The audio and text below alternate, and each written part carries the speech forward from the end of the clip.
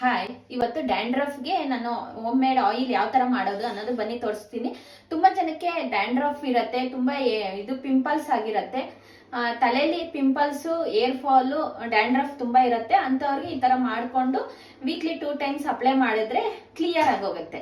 Aunty ಡ್ಯಾಂಡ್ರಫ್ಗೆ ನಾನು oil ಮಾಡ್ತಾ ಇದ್ದೀನಿ. ಬೇವಿನ ಸೊಪ್ಪು, ಪ್ಯಾರಾಶೂಟ್ ಇದ್ರೆ ಸಾಕು, ಎಣ್ಣೆ ಇದ್ರೆ. ನಾನು ಒಂದು ಪ್ಯಾನ್ ಇಟ್ಕೊಂಡು 1 ಕಪ್ ಅಷ್ಟು ಆಯಿಲ್ ಹಾಕೊಂಡು ಬೇವಿನ ಸೊಪ್ಪು ಹಾಕೊಂತಾ ಇದೀವಿ. ಚೆನ್ನಾಗಿ ಫ್ರೈ ಆಗ್ಬೇಕು.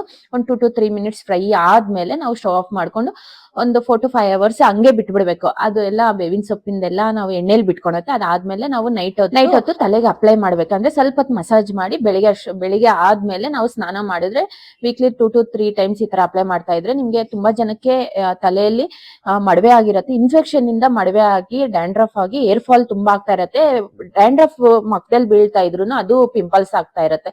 ಈ ತರ ನೀವು ವೀಕ್ಲಿ 2 ಟೈಮ್ಸ್ 3 ಟೈಮ್ಸ್ ಮಾಡ್ಕೊಂಡು ನೀವು ಅಪ್ಲೈ ಮಾಡ್ತಾ ಇದ್ರೆ ಏರ್ ಫಾಲ್ ಕಮ್ಮಿ ಆಗುತ್ತೆ. ಹೆಲ್ತಿ ಟಿಪ್ಸ್ ಇಷ್ಟ ಆಗಿದ್ರೆ ಲೈಕ್, ಶೇರ್, ಕಮೆಂಟ್ ಮಾಡಿ.